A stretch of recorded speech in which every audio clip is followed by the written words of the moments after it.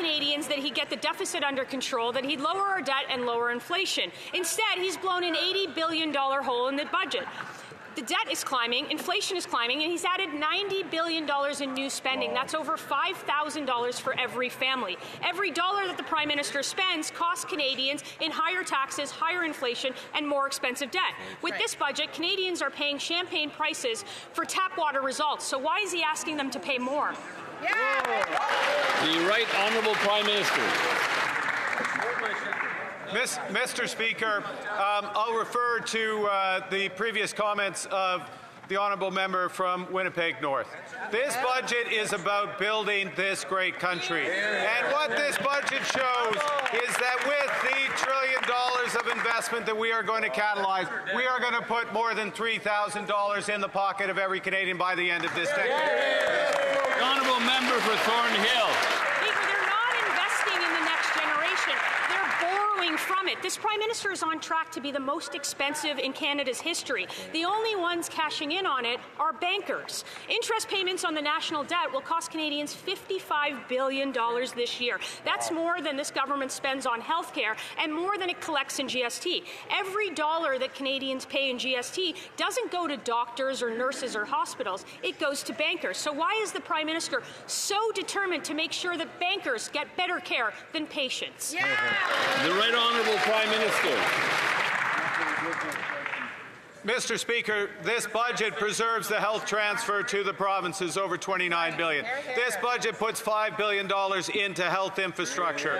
Mr. Speaker, this budget has the lowest net debt to GDP in the G7. It has the lowest deficit projected, and the cost of interest borrowing is lower than when the Conservatives were in government. This Prime Minister's $80 billion deficit will cost each Canadian household $5,400 while avoiding the tax pain he imposes on Canadians. Coming from the guy that set up a $30 billion offshore tax havens for Brookfield when he was chair. He continues to dodge questions on how much money he personally has stashed away offshore while avoiding the taxes he imposes on Canadians. Will he stand up today and tell Canadians how much money he has in offshore tax havens? Just the number. The Right Honourable Prime Minister. Monsieur le Président. Mr. Speaker. Mr. Speaker, Mr. Speaker, this budget tightens tax fairness. Mr. Speaker, this budget cuts taxes for 22 million. This budget cuts taxes on new homes for young Canadians starting out. This budget cuts the carbon tax. This budget grows this great country. Come with us and support it. The honourable member for Calgary East. He's avoiding the question like he helped Brookfield avoid taxes. When he imposes higher taxes on Canadians, they have a right to know if this Prime Minister still has money in offshore tax havens. I'll give him one more chance. Will he stand up on his own 2 feet and tell Canadians exactly how much money he has stashed away in offshore tax havens? Just the number. The Right Honourable Prime Minister. Mr. Speaker, I'm proud of my record in the private sector, but I'm deeply honored to serve Canadians. And we're serving Canadians by building this great country, by investing in homes, by investing in energy, by investing in ports, by investing in our future. We are going to grow this country like not seen before. There is a chance for everyone in this House to stand up and support it. Middlesex, London. Mr. Speaker, this government is the most expensive in Canadian history. The Prime Minister doesn't seem to understand that the more he spends, the more things cost for regular Canadians. Liberals had a chance to lower food costs by scrapping the industrial carbon tax, but they chose to increase food costs by increasing the industrial carbon tax. That drives up costs like fertilizer and farm equipment. So why is the Prime Minister increasing the industrial carbon tax and making food more expensive for Canadians? Yeah, way to go, Leanne. Secretary of State for Seniors. Mr. Speaker, if Conservatives vote against Budget 2025, They vote against old age security. They vote against guaranteed income supplements. They vote against the New Horizons for Seniors program. Wow. They vote against anti-fraud measures that will protect seniors from financial crime. They vote against a tax credit for personal support workers who care for seniors. And they vote against dental care that over 2 million seniors rely on. Canadians want to know, who are these Conservatives fighting for? Because it certainly isn't seniors. The honourable member for Middlesex, London. Mr. Speaker, let me spell this out for the Liberals. No farms, no food. The food professor warns that we're the only country in the G7 that's seen 4 consecutive months of rising food inflation. The industrial carbon tax is driving up wholesale food prices, full stop. The Liberals have introduced another of the most costly and largest deficit budgets in Canadian history. So when Canadians are already struggling to put food on the table, why is the Prime Minister so intent on increasing the industrial carbon tax to make food more expensive? The Honourable Minister of Agriculture and Agri-Food. Thank you, Mr. Speaker. Mr. Speaker, let me quote Sylvain Charlebois. Ottawa has quietly set the stage for some indirect relief, not through grocery subsidies and consumers facing policies, but through infrastructure, trade, administrative reforms that could make the food system work a little more efficiency. Mr. Speaker, our farmers have been asking for some of this stuff for a long time. Stand up and give it to them.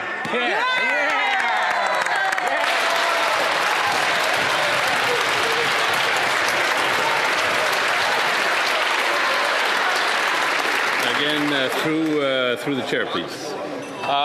The honourable member for Ponoka, Didsbury. Mr. Speaker, this government is the most expensive in Canadian history, and every dollar the Prime Minister spends comes out of the pockets of Canadians. The more they spend, the more things cost. Unfortunately, this Liberal Prime Minister didn't learn anything from the mistakes of the last Liberal Prime Minister. They had a chance in their budget to lower food costs for Canadians by scrapping the industrial carbon tax. Yet they chose to make food more expensive by increasing the industrial carbon tax, driving up the cost of fertilizer and farm equipment. So why is the Prime Minister increasing the industrial carbon tax and making food more expensive for Canadians?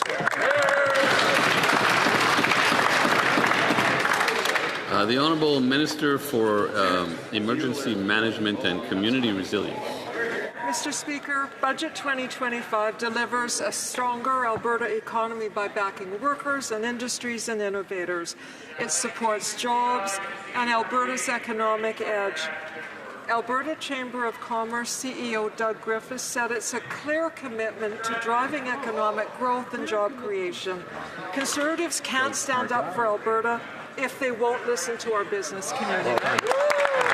Member for Ponoka, Didsbury. Mr. Speaker, the Liberal industrial carbon tax drives up the price of food. Since this Prime Minister took office, strawberries are up 25%, beef is up 25%, coffee is up 20%. The food professor Sylvain Charlebois told us that the widening gap between Canadian and American food prices was driven by one single factor, the carbon tax. He predicts bad news for 2026 and states that we're the only country in the G7 which has seen 4 consecutive months of a food inflation rate increase. Why is the Prime Minister insisting on making food more expensive for Canadians by raising The Honourable Minister of Fisheries and Oceans. Mr. Speaker, I am so proud to stand today and support a budget that is growing this country, but is also paying attention to rural communities. And I can tell you, in Newfoundland and Labrador, investment in roads, bridges, hospitals, houses, communities, it matters. And I'm asking my Conservative Newfoundland and Labrador colleagues, are they going to vote for the things that matter to our province? The honourable member for Chatham-Kent, Leamington. Mr. Speaker, this government is the most expensive in Canadian history. Every dollar this Prime Minister spends comes out of the pockets of Canadians, and the more they spend, the more things cost. The Liberals just had a chance to lower food prices by scrapping the industrial carbon tax. But instead they chose to make food more expensive by hiking the industrial carbon tax that makes food, fuel, and farm equipment more expensive. These costs are passed directly on to Canadians at the grocery store. Why is the Prime Minister not scrapping the carbon tax and making food less expensive? The Honourable Secretary of State for Sport. Mr. Speaker, while the Conservatives are focused on imaginary taxes, we're building Canada strong, Mr. Speaker. And Budget 2025 invests $51 billion into the Build Community Strong Fund, Mr. Speaker. That's good news for families in southwestern Ontario, like my colleague from that area. This includes money for the Newton Athletic Park in Surrey. It includes the Royal Athletic Park in Victoria. It includes the Hamilton Downtown YMCA. It includes the Hamilton Sportif de Montreal. Mr. Speaker, we're going to build Canada strong, and that includes sports facilities for our communities. I hope that Member of Parliament will vote for our budget. The Honourable Member for Chatham-Kent Leamington. Mr. Speaker, the following is not imaginary. The food professor, go ahead, Mock, said, and I quote, "The gap between wholesale prices in Canada versus the U.S. wholesale prices has widened, and one factor driving that is the industrial carbon tax. Canada is the only G7 country that's had 4 consecutive months of food inflation increases. Farmers, manufacturers, builders across the country are paying more for fertilizers, steel, and concrete, costs that end up on Canadians' plates. While other G7 countries are lowering costs, this Prime Minister is ignoring the experts, increasing the carbon tax, and making food more expensive. Why? The Honourable Minister of Jobs and Families. Very often quoted Sylvain Charlebois had exactly this to say about Budget 2025. Instead, he said our investments in logistics and corridors and trade will bring prices down for food. He said,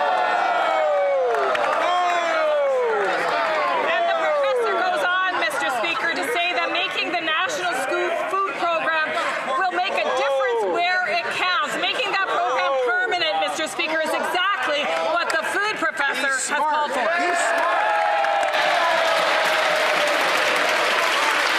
The Honourable Member for Calgary Signal Hill. Mr. Speaker, we now know that this government is the most expensive in Canadian history. Every dollar the Prime Minister spends comes out of the pockets of Canadians. The more the Liberals spend, the more life costs. Every economist knows this. The Prime Minister could have scrapped the inflationary industrial carbon tax. Instead, he chose to increase the tax and increase costs for all Canadians. My question to the Prime Minister is simple. Why is he increasing the industrial carbon tax and making our food more expensive? Why? The Honourable Minister of Natural Resources. Mr. Speaker, here's what our government is doing. Last week, we worked with 9 different countries to announce 25 different transactions to bring $6.4 billion to 6 new mining and processing facilities all across this country. Voting for this budget will bring a lot more of that, Mr. Speaker. The cost of this Liberal budget is going to drive up the price of food, of housing, and everything else that Canadians need. The Prime Minister claims that Canada is in a strong fiscal position. Then why are families having such a hard time making ends meet? Home ownership is virtually impossible for young people. Why are 2.2 million Canadians lining up at food banks every month? That's not solid. That's not strong. The Liberal leader has chosen to enrich his friends with an $80 billion deficit. Why is the Prime Minister breaking his promise to spend less by adding fuel to the fire of inflation? The Right Honourable Prime Minister. Mr. Speaker, 75% of the new measures in this budget this year are for protecting Canada's sovereignty and for affordability for all Canadians. First point. Second point, this is a budget that invests in Canada. It's a budget that shows confidence in Canada, a budget that's going to put more than $3,000 in the pockets of Canadians. The Honourable Member for Mégantic-Lérable-Lobinière. Mr. Speaker, this is a budget that is going to go down in history. This Prime Minister is going to go down in history as the most costly government leader in the history of Canada. I'd like to remind him of something important. Every dollar that he spends comes directly out of the pocket of a Canadian who's worked hard to earn it. He promised to spend less, and yet his deficit's going to be almost $80 billion. And In the Journal de Montréal, we read this morning that the federal government is disconnected from real life. What parallel universe is he living in, the Prime Minister? He doesn't understand that he's fueling inflation with his spending, and it's making life harder for every Canadian. The Right Honourable Prime Minister. Mr. Speaker, it's not the most costly budget, it's the most ambitious budget. The most ambitious budget for Canada. It's ambitious when it comes to building housing for Quebecers and Canadians. Housing across the country. For clean energy, for the future of Canada. This is a budget for the future.